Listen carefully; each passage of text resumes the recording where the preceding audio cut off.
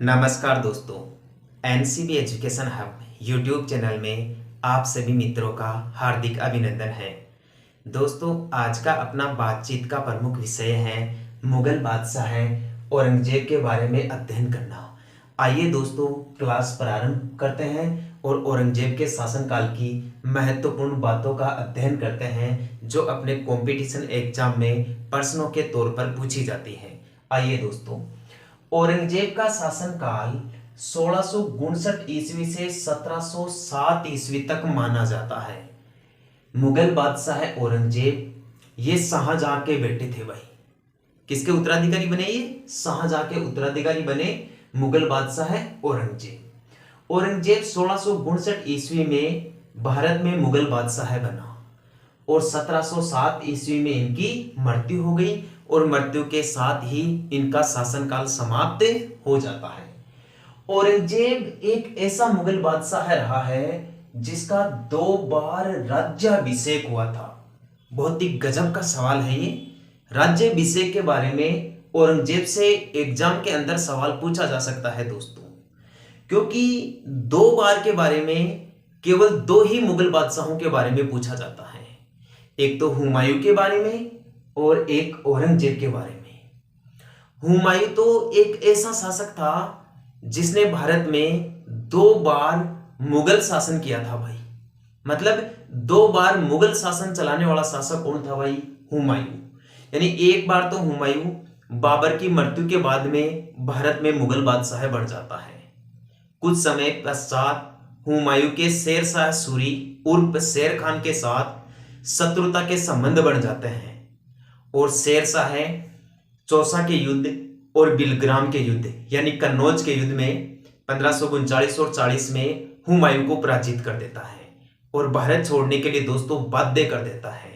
उस टाइम पे हुमायूं भारत छोड़कर भारत से बाहर निकल जाता है और आगे चलकर जैसे ही शेर शाह सूरी की मृत्यु हो जाती है तो उस मृत्यु के बाद में हुमायूं को वापस भारत आने में मौका मिल जाता है या भारत आने का मौका मिल जाता है और भारत में आकर 1556 ईस्वी में ये दोबारा शासक बन जाता है। तो 2 बार मुगल बादशाह बनने वाला शासक तो कौन था भाई? एक तो हुमायूं था। औरंगजेब के बारे में सवाल ये नहीं पूछा जाएगा कि औरंगजेब ने 2 बार शासन किया था। औरंगजेब के बारे में दोस्तों सवाल यह पूछा जाएगा कि औरंगजेब ने 2 बार राज्याभिषेक करवाया था भाई। एकमात्र ऐसा बादशाह है औरंगजेब जिसका 2 बार राज्याभिषेक हुआ है और हुमायूं एकमात्र ऐसा बादशाह था जिसका 2 बार शासनकाल पढ़ा जाता है। आ गई बात समझ में दोस्तों? ठीक है, आइए 2 बार राज्याभिषेक औरंगजेब ने कब कब करवाया? पहली बार औरंगजेब ने 1658 ईस्वी में अपना राज्याभिषेक करवाया और दोस्तों दूसरी बार करवाया था इसने 1659 ईस्वी में।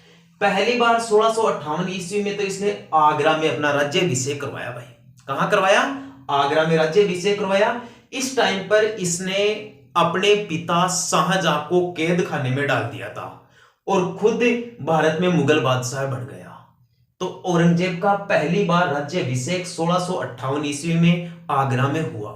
वर्तमान समय में आगरा उत्तर प्रदेश में है और उस समय आगरा मुगलों की राजधानी थी। ठीक है दोस्तों, नेक्स्ट दूसरी बार औरंगजेब का राज्याभिषेक हुआ था 1659 ईस्वी में।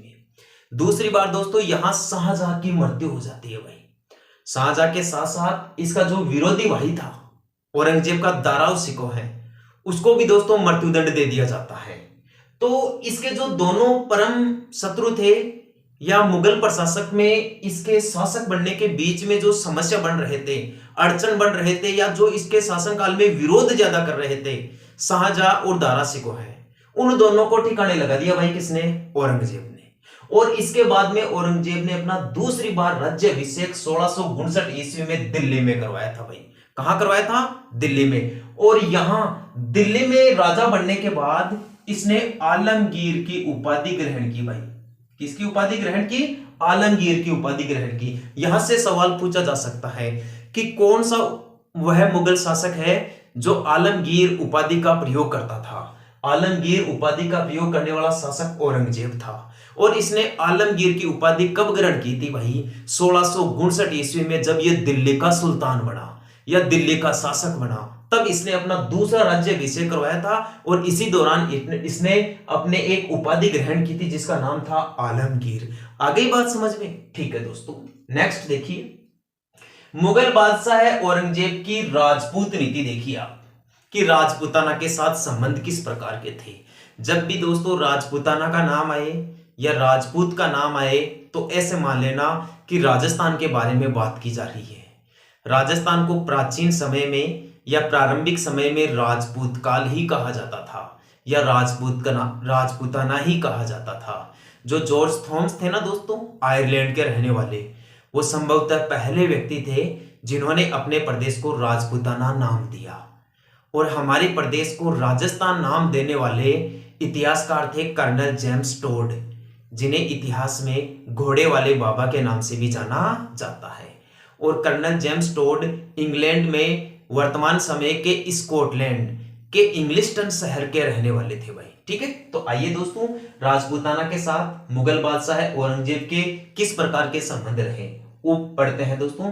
देखिए, राजपूताना में औरंगजेब के साथ मुख्य रूप से दो राजपूत रियासतों से संबंध रहे भाई। एक तो मारवाड़ रियासत से, मारवाड़ रियासत यानी जोधपुर का आसपास का जो क्षेत्र होता था ना दोस्तों, इसे ही मारवाड़ कहा जाता था। और औरंगजेब के दूसरे राजपूताना के साथ जो संबंध रहे वो मेवाड़ के साथ रहे भाई। मेवाड़ में चित्तौड़गढ़ आता है, उदयपुर आता है, कुंभलगढ़ आता है और उनके आसपास का क्षेत्र इसमें शामिल किया जाता है। आंशिक रूप से भीलवाड़ा भी लिया जाता है, प्रतापगढ़ भी लिया जाता है। ठीक है दोस्तों, तो इस राजपूताना में मारवाड़ रियासत और मेवाड़ रियासत के साथ मुगल बादशाह औरंगजेब के संबंध किस प्रकार के थे? शत्रुता के संबंध थे, मित्रवत संबंध थे या फिर वैवाहिक संबंध थे? किस प्रकार के संबंध थे? उन सभी संबंधों का हम दोस्तों विस्तार से पढ़ेंगे, क्योंकि अपने जो राजस्थान जीके में ज्यादातर जो क्वेश्चन पूछे जाते हैं उनमें दोस्तों एग्जामिनर सिलेबस के अंदर यही बात ऐड करता है, मुगल राजपूत संबंध विशेष। मतलब कि मुगल काल तो पढ़ना ही पढ़ना है आपको, लेकिन मुगलों का राजपूतों के साथ जो संबंध रहे हैं, मित्रता के संबंध रहे हैं, शत्रुता के संबंध रहे हैं, वैवाहिक संबंध रहे हैं, किस प्रकार के संबंध रहे हैं, उनके बारे में आपको विशेष अध्ययन करना है, गहराई से अध्ययन करना है। एग्जामिनर का वहां फोकस दोस्तों ज्यादा रहता है, तभी तो एग्जाम के अंदर ज्यादातर जैसे हल्दीघाटी के युद्ध के बारे में पूछा जाता है, रावचंद्र सेन के बारे में पूछा जाता है, अजीत सिंह के बारे में पूछा जाता है, महाराणा राज सिंह के बारे में पूछा जाता है, भारमल के बारे में पूछा जाता है, भगवंत दास के बारे में पूछा जाता है। आगे ही बात समझ में दोस्तों, इसीलिए यहां से कंपटीशन एग्जाम के अंदर ये सवाल पूछे जाते हैं, क्योंकि अपने सिलेबस के अनुसार एग्जामिनर क्वेश्चन पूछता है, वो स्पेशल रूप से डाल रखा है। जैसे रीट के सिलेबस में एग्जामिनर है या जो सिलेबस बनाने वाला बोर्ड है उसने स्पष्ट रूप से डाल दिया कि आपको मुगल राजपूत संबंध स्पेशली पढ़ना है, उसमें से क्वेश्चन आने की ज्यादा से ज्यादा संभावना है। इसलिए देखिए दोस्तों, औरंगजेब के राजपूतों के साथ संबंध। औरंगजेब का अपन सबसे पहले दोस्तों मारवाड़ या जोधपुर से संबंध देखते हैं। औरंगजेब के समकालीन मारवाड़ के अंदर दो राजाओं ने शासन किया है, एक तो जसवंत सिंह राठौड़ ने और एक अजीत सिंह राठौड़ ने। आपको बता दूं, मारवाड़ में राठौड़ राजवंश का शासन था और राठौड़ शब्द राष्ट्रकूट शब्द से बना है भाई। ठीक है, ऐसा बताया जाता है कि भारत के जो राठौड़ वंश के शासक थे या अपने मारवाड़ के जो राठौड़ वंश के शासक थे वो दक्षिणी भारत के राष्ट्रकूट माने जाते हैं। तो मारवाड़ में जसवंत सिंह और अजीत सिंह औरंगजेब के समकालीन शासक थे भाई। जसवंत सिंह दोस्तों ऐसा शासक था जो पहले घरमत का युद्ध करता है, औरंगजेब के खिलाफ जाकर युद्ध करता है और किसका साथ देता है? ये दारा सिकोह का साथ देता है। आपने यदि पहले शाहजहां का इतिहास पढ़ा है तो उसमें स्पष्ट रूप से ये बात बताई गई है कि औरंगजेब के और दारा सिकोह के कभी भी नहीं बनी भाई। इन दोनों भाइयों के बीच में हमेशा वैर भाव ज्यादा रहे, शत्रुता के भाव ज्यादा रहे, इसलिए दोनों भाइयों ने प्रशासन प्राप्त करने के लिए या सिंहासन प्राप्त करने के लिए कई उत्तराधिकारी संघर्ष किए हैं। तो ऐसे ही दोस्तों जब औरंगजेब और दारा सिकोह के बीच में युद्ध हो रहे थे, उस टाइम पे मारवाड़ के राजा जसवंत सिंह ने पहले दारा सिकोह का साथ दिया था और दारा सिकोह का साथ देकर घरमत के युद्ध में इन्होंने औरंगजेब के खिलाफ जाकर युद्ध किया था। इस युद्ध में दोस्तों हुआ क्या, जसवंत सिंह के साथ धोखा हो गया भाई। जसवंत सिंह का यहां एक और साथी था, उसका नाम था आसफ खान। क्या नाम था भाई? आसफ खान। वो जसवंत सिंह के साथ विश्वासघात कर लेता है और युद्ध में इनको हार की सामना करनी पड़ती है। तो गरमत के युद्ध में तो ये हार जाता है और ये दारा शिकोह का साथ देता है। लेकिन आगे जाके क्या होता है दोस्तों, जसवंत सिंह की औरंगजेब के साथ संधि हो जाती है, समझौता हो जाता है और इनके बीच में जो शत्रुता के भाव थे वो एक प्रकार से भुला दिए जाते हैं। देखिए दोस्तों किस प्रकार से संधि हुई।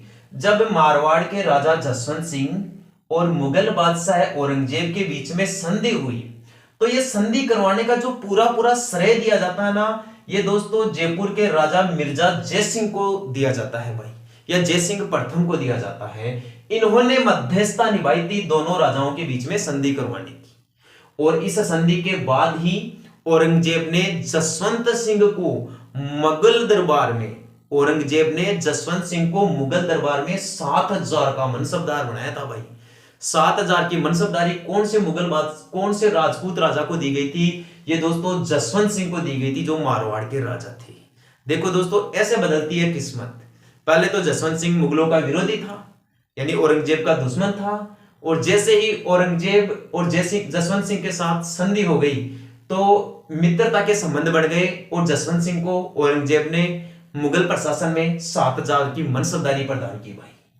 ऐसा बताया जाता है कि औरंगजेब ने जसवंत सिंह को एक अभियान पर भेजा भाई, अफगानिस्तान में एक अभियान पर भेजा था, जहां एक स्थान है जामरूद या जामरूद का थाना, जामरूद या जामरूद का थाना।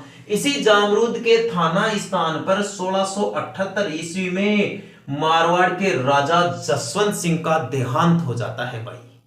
दोबारा देखिए, औरंगजेब ने जसवंत सिंह को अफगानिस्तान अभियान पर भेजा, काबुल अभियान पर भेजा, जहां जामरूद का थाना नामक स्थान पर 1678 ईस्वी में जसवंत सिंह की मृत्यु हो जाती है भाई। युद्ध के मैदान के अंदर इनका देहांत हो जाता है। जब जसवंत सिंह का देहांत हो जाता है तब औरंगजेब के मुंह से कुछ शब्द निकलते हैं दोस्तों। वो कहता है, आह आज धर्म विरोध का दरवाजा टूट गया। बहुत ही गजब का सवाल है कि जब जसवंत सिंह की मृत्यु हुई थी जामरूद में, तो ये कहने वाला मुगल बादशाह कौन था कि आह आज कुफर का दरवाजा टूट गया या कुफर का दरवाजा ढह गया। ये किसने कहा था भाई? ये औरंगजेब ने कहा था। किसके बारे में कहा था? जसवंत सिंह के देहांत के बारे में कहा था। आगे की कहानी देखिए। अब दोस्तों जसवंत सिंह की जैसे ही मृत्यु हो जाती है ना, तो जसवंत सिंह का उत्तराधिकारी बेटा रहता है भाई अजीत सिंह राठौड़। अजीत सिंह राठौड़ इस टाइम पे जो औरंगजेब बना, ये अजीत सिंह राठौड़ को राजा नहीं बनाता है भाई। और ये क्या करता है, ये जसवंत सिंह राठौड़ का एक भतीजा था, उसका नाम था इंदर सिंह राठौड़, और ये इस टाइम पे नागौर का शासक था भाई, या नागौर का जागीरदार था इंदर सिंह राठौड़। तो इंदर सिंह राठौड़ ने क्या किया, औरंगजेब को 36 लाख रुपए दे दिए भाई। कितने लाख रुपए दे दिए? 36 लाख रुपए दे दिए। और बदले में जब औरंगजेब को यह धन मिल गया ना दोस्तों, पैसा मिल गया, तो औरंगजेब ने क्या किया, जसवंत सिंह के उत्तराधिकारी अजीत सिंह को तो राजा बनाया नहीं, और उसने किसी दूसरे व्यक्ति को ही मारवाड़ का राजा बना दिया। किसे? नागौर के शासक इंदर सिंह को मारवाड़ का राजा बना दिया, या जोधपुर का राजा बना दिया। अब दोस्तों ये बात औरंगजेब के तो रास आ गई, लेकिन ये मारवाड़ के सरदारों के कभी भी रास नहीं आई। इसलिए उन्होंने बगावत कर दी, उन्होंने विरोध कर दिया। उन्होंने मुगल बादशाह औरंगजेब के खिलाफ जगह जगह मतलब कि विरोध करने लगे, वो उसके खिलाफ कई दंगे होने लगे। तब दोस्तों औरंगजेब के ये बात समझ में आई कि इंदर सिंह को तो राजा नहीं मानेंगे भाई, यहाँ के सरदार इंदर सिंह को तो कभी भी राजा नहीं मानेंगे। और उनको इस बात का डर था कि कहीं अजीत सिंह इन सरदारों के साथ मिलकर एक बड़ा विद्रोह ना शुरू कर दे। इसलिए यहां औरंगजेब ने चालाकी से काम किया भाई। औरंगजेब ने क्या किया, औरंगजेब ने जो अजीत सिंह राठौड़ था ना, जसवंत सिंह का बेटा, इसको शाही हरम में ले गया, ये दिल्ली ले गया। कहां ले गया? दिल्ली। और वहां पर कैद खाने में डाल दिया, या अपनी निगरानी में डाल दिया, कहने का मतलब अपने कंट्रोल में ले लिया इसको। किसको? अजीत सिंह को। और जोधपुर को खालसा घोषित कर दिया इसने। क्या घोषित कर दिया भाई? खालसा। खालसा जानते हो क्या? प्राचीन समय में केंद्र के अधीन, सेंटर के अधीन जो भूमि होती थी उसे खालसा भूमि कहा जाता था। ठीक है।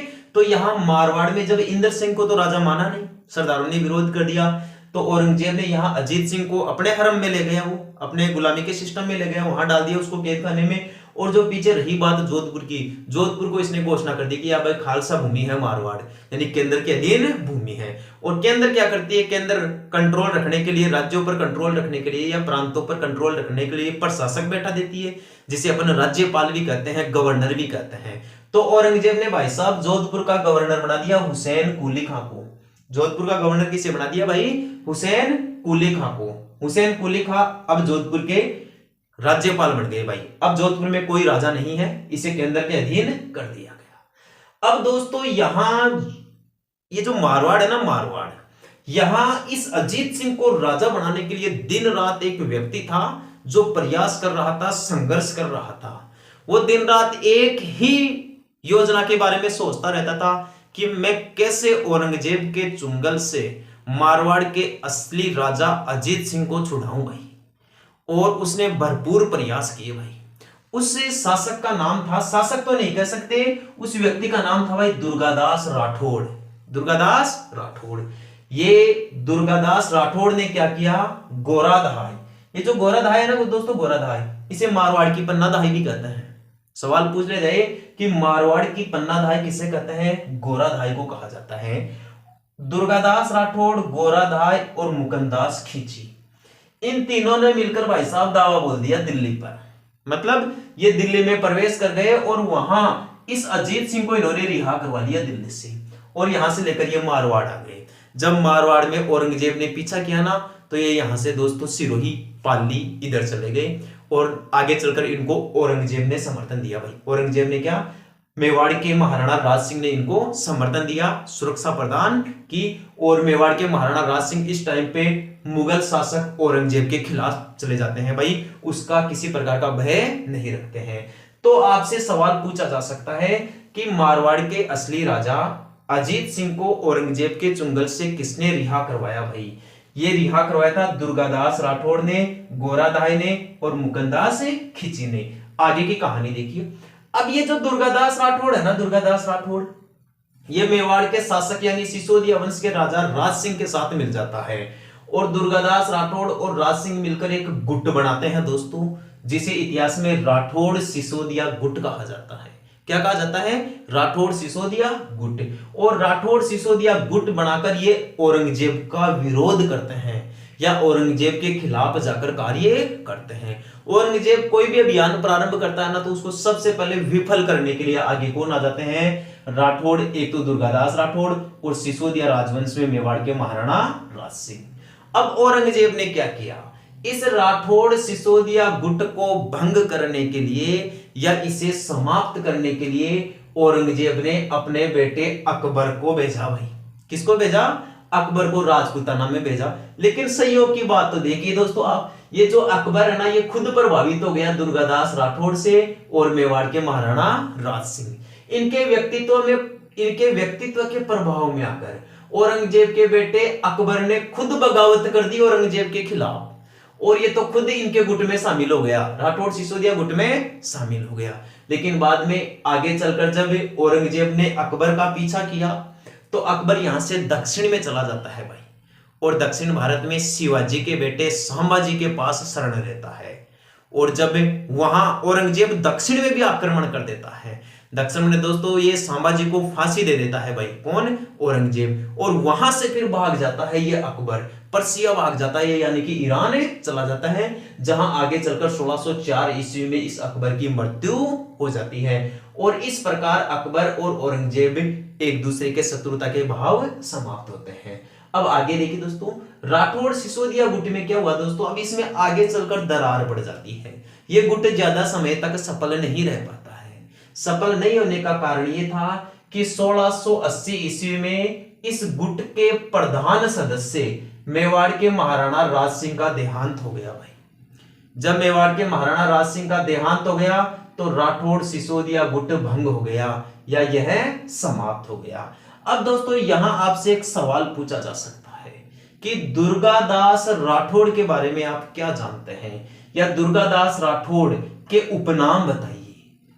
उपनामों से डायरेक्ट क्वेश्चन पूछेगा आपसे कि मारवाड़ का उद्धारक किसे कहते हैं, राठौड़ों का यूलिसीज किसे कहते हैं, मारवाड़ का अणबिंद्या मोती किसे कहते हैं। दोस्तों दुर्गादास राठौड़ को इन सभी उपनामों से जाना जाता है। दोबारा देख लीजिए, दुर्गादास राठौड़, इन्हें मारवाड़ का उद्धारक कहा जाता है, इन्हें राठौड़ों का यूलिसीज कहा जाता है, इसे मारवाड़ का अणबिंद्या मोती भी कहते हैं। तो ये इतने कहानी तो थी औरंगजेब के खिलाफ मारवाड़ की, औरंगजेब के खिलाफ मारवाड़ की। अब आगे की कहानी देखिए दोस्तों, अपन मेवाड़ की कहानी और पढ़ लेते हैं साथ साथ। औरंगजेब के समकालीन मेवाड़ के भी दो शासक थे भाई, एक तो मेवाड़ के महाराणा राज सिंह थे और एक मेवाड़ के महाराणा राज सिंह के बेटे जय सिंह थे।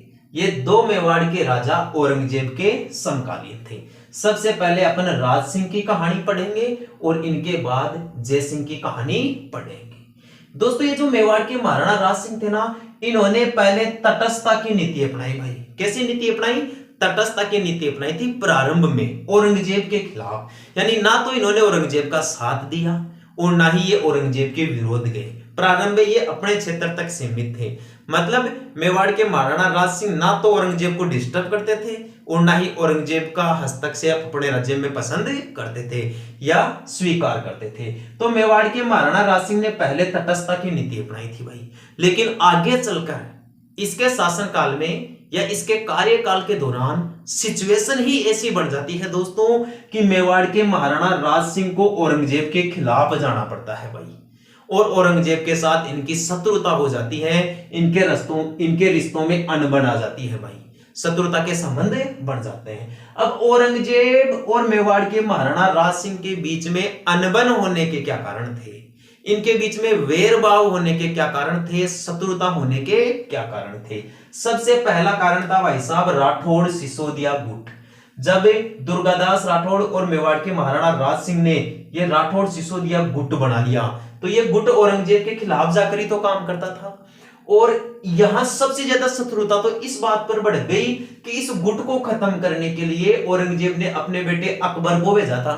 लेकिन अब इस दुर्गादास राठौड़ ने और मेवाड़ के महाराणा राज सिंह ने पता नहीं क्या घोल के पिला दिया इस अकबर को। ये अकबर तो खुद इनके गुट में शामिल हो गया और अकबर ने अपने बाप के खिलाफ ही बगावत कर दी, औरंगजेब के खिलाफ ही बगावत कर दी। इसलिए औरंगजेब की शत्रुता किससे हो गई भाई? मेवाड़ के महाराणा राज सिंह से।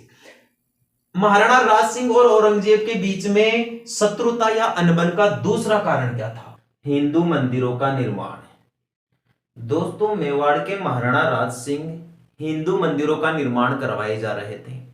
जैसे द्वारिकाधीश का मंदिर कांकरोड़ी राजसमंद में बनवाया उन्होंने नाथद्वारा में श्रीनाथ जी का मंदिर बनवाया। ऐसे ही मेवाड़ में उदयपुर में कई मंदिर बनवाए महाराणा राज सिंह ने। औरंगजेब दोस्तों हिंदू धर्म के मंदिरों और मंदिरों का दुश्मन था, शत्रु था। उसको जहां कहीं भी हिंदू मंदिर मिल जाते थे, हिंदू मूर्तियां दिख जाती थी, वह उनको तुड़वा देता था। और इधर महाराणा राज सिंह थे जो औरंगजेब की इस नीति को विफल करने पर आतुर थे। वो औरंगजेब को हराने का प्रयास कर रहे थे। औरंगजेब मंदिर तुड़वा रहा था और मेवाड़ के महाराणा राज सिंह नए नए मंदिर बनवा रहे थे। इसलिए भी मेवाड़ के महाराणा राज सिंह औरंगजेब के लिए आंख का कांटा हो गए भाई, और औरंगजेब इनको रास्ते से हटाना चाहता था। तो इस प्रकार औरंगजेब और मेवाड़ के महाराणा राज सिंह के बीच में शत्रुता, अनबन या दुश्मनी का दूसरा मुख्य कारण हिंदू मंदिर निर्माण बना। और जो बनारस है जहां से हिंदू मूर्तियों की रक्षा करने वाले जो साधु सन्यासी थे, उनको मारवाड़ में शरण देने वाला शासक भी मेवाड़ के महाराणा राज सिंह ही थे। औरंगजेब के द्वारा जो जजिया कर लागू किया गया था, यह एक गैर कानूनी कर माना जाता है और यह गैर मुसलमानों से लिया जाता था भाई जजिया कर। तो औरंगजेब के इस जजिया कर का भी विरोध किया था महाराणा राज सिंह ने। इसलिए भी महाराणा राज सिंह और औरंगजेब के बीच में अनबन रही। चौथा जो सबसे प्रबल कारक माना जाता है वह चारुमती प्रकरण है। दोस्तों चारुमती राजकुमारी थी किशनगढ़ की और इस चारुमती से विवाह करना चाहता था औरंगजेब। अब औरंगजेब एक मुस्लिम शासक और चारुमती एक राजपूत घराने की राजकुमारी। वह अपना धर्म छोड़कर दूसरे धर्म में विवाह नहीं करना चाहती थी। इसलिए जब चारुमती ने औरंगजेब को मना किया विवाह करने के लिए, तो औरंगजेब ने जबरन उससे शादी करने का प्रयास किया। उस समय किशनगढ़ की राजकुमारी इस चारुमती ने मेवाड़ के महाराणा राज सिंह की ख्यातियों के बारे में सुना था, उनकी प्रसिद्धियों के बारे में सुना था। तो चारुमती ने संदेश भेज दिया मेवाड़ के महाराणा राज सिंह के पास में कि मैं किशनगढ़ की राजकुमारी चारुमती अपने धर्म की रक्षा करने के लिए आपसे मदद मांगती हूं और आप मेरी सहायता करें। तब मेवाड़ के महाराणा राज सिंह ने औरंगजेब के खिलाफ जाकर इस चारुमती की सुरक्षा का वादा दे दिया और मेवाड़ के महाराणा राज सिंह ने चारुमती के साथ विवाह कर लिया। भाई यहां पीछे जब औरंगजेब मेवाड़ की तरफ सेना भेज देता है, तो मेवाड़ के महाराणा राज सिंह के एक वीर सेनापति थे भाई, जिनका नाम था रतन सिंह चुंडावत। रतन सिंह चुंडावत को मेवाड़ के महाराणा राज सिंह ने मेवाड़ की सेना का मुगलों के खिलाफ नेतृत्व करने का संदेश दिया। रतन सिंह चुंडावत का नया नया विवाह है हाड़ी रानी सहल कंवर के साथ हुआ था। जब रतन सिंह चुंडावत युद्ध भूमि के ओर जाते हैं युद्ध लड़ने के लिए, तो अपने एक सेनापति को अपनी रानी के पास में भेजते हैं, हाड़ी रानी सहल कंवर के पास में, और कहते हैं कि जाओ मेरी रानी के पास जाओ और मेरे लिए उनसे एक निशानी मांग कर लेकर आओ, ताकि युद्ध के मैदान में भी मेरे लिए उनकी याद बनी रहे। तो हाड़ी रानी सहल कंवर एक भविष्य को पहचानने वाली या भांपने वाली रानी थी, काफी विदुषी महिला थी वो। तो उन्होंने क्या किया, रतन सिंह के विचारों को भांप लिया और हाड़ी रानी सहल कंवर को उस समय मातृभूमि के कर्तव्य की बात याद आ गई कि यदि मेरे कारण मेरे पतिदेव युद्ध के मैदान में वीरता और बहादुरी के साथ युद्ध नहीं लड़ पाए वो, या शत्रुओं के साथ मुकाबला नहीं कर पाए, तो इसका दोषी मैं रहूंगी। इसलिए हाड़ी रानी सहल कंवर ने उस टाइम पे निशानी के तौर पर अपना शीश काट के भेज दिया भाई रतन सिंह चुंडावत के पास। जब रतन सिंह चुंडावत ने रानी का कटा हुआ शीश देखा, तो उनका जो सोया हुआ स्वाभिमान था वह जाग उठा और वो युद्ध के मैदान में बड़ी ही बहादुरी पूर्वक युद्ध लड़ते हैं और लड़ते लड़ते वीर गति को प्राप्त हो जाते हैं, मातृभूमि को समर्पित हो जाते हैं, अपने प्राण न्योछावर कर देते हैं। तो दोस्तों, हाड़ी रानी सहल कंवर के बारे में यहाँ एक कविता लिखी गई है सतरानी के नाम से, और इसके जो कवि है वो मेघराज मुकुल माने जाते हैं। तो सवाल ये पूछा जा सकता है कि सतरानी कविता या सेनानी कविता किसके द्वारा लिखी गई? मेघराज मुकुल के द्वारा लिखी गई। उस हाड़ी रानी का क्या नाम था? सहल कंवर। उनके बारे में एक वक्तव्य भी कहा जाता है, एक उक्ति भी कही जाती है कि चुंडावत मांग्यो सेनानी सर काट दियो सतरानी। वो रानी कौन थी भाई? वो हाड़ी रानी सहल कंवर थी। तो इस प्रकार दोस्तों मेवाड़ के महाराणा राज सिंह और औरंगजेब के बीच में इन कारणों से शत्रुता रही। अब दोस्तों 1680 ईस्वी में मेवाड़ के महाराणा राज सिंह का देहांत हो जाता है, यह गुट भी समाप्त हो जाता है और औरंगजेब का ये पूरा जो विरोध है ना, ये भी समाप्त हो जाता है। अब महाराणा राज सिंह के बाद में अगले शासक बनते हैं मेवाड़ के महाराणा जय सिंह। कौन बनते हैं भाई? मेवाड़ के महाराणा जय सिंह। मेवाड़ के महाराणा जय सिंह महाराणा राज सिंह के उत्तराधिकारी शासक बने 1680 ईस्वी में। मेवाड़ के महाराणा जय सिंह ने मुगलों के साथ संधि कर ली भाई, और जजिया कर देना स्वीकार कर लिया, यानी कि ये मुगलों की बात मान गए। और जजिया कर के बदले में इन्होंने मांडलगढ़ भीलवाड़ा, बदनौर भीलवाड़ा और पुर की जागीर देना स्वीकार किया, या मांडलगढ़, बदनौर और पुर को जजिया करके बदले या उसके रूप में देना स्वीकार किया। यहां दोस्तों औरंगजेब की पत्नी का नाम था रबिया उल दौरानी। औरंगजेब की पत्नी का क्या नाम था भाई? रबिया उल दौरानी। औरंगजेब ने अपनी इस रानी के लिए एक बीबी का मकबरा बनवाया था। तो कंपटीशन एग्जाम में सवाल पूछा जाता है कि बीबी का मकबरा किसने बनवाया था? औरंगजेब ने। नेक्स्ट सवाल, बीबी का मकबरा कहां पर है? औरंगाबाद महाराष्ट्र में है भाई। कौन सी मुगल कालीन इमारत को द्वितीय ताजमहल कहा जाता है? दक्षिण में औरंगाबाद में बने इस बीबी के मकबरे को ही द्वितीय ताजमहल या दक्षिण का ताज कहा जाता है, जबकि भारत में ताजमहल शाहजहां के द्वारा अपनी बेगम मुमताज महल की याद में आगरा में बनवाया गया था। आपसे सवाल पूछा जा सकता है कि बीबी का मकबरा औरंगजेब ने किसकी स्मृति में बनवाया था? अपनी रानी रबिया उल दौरानी की स्मृति में बनवाया था।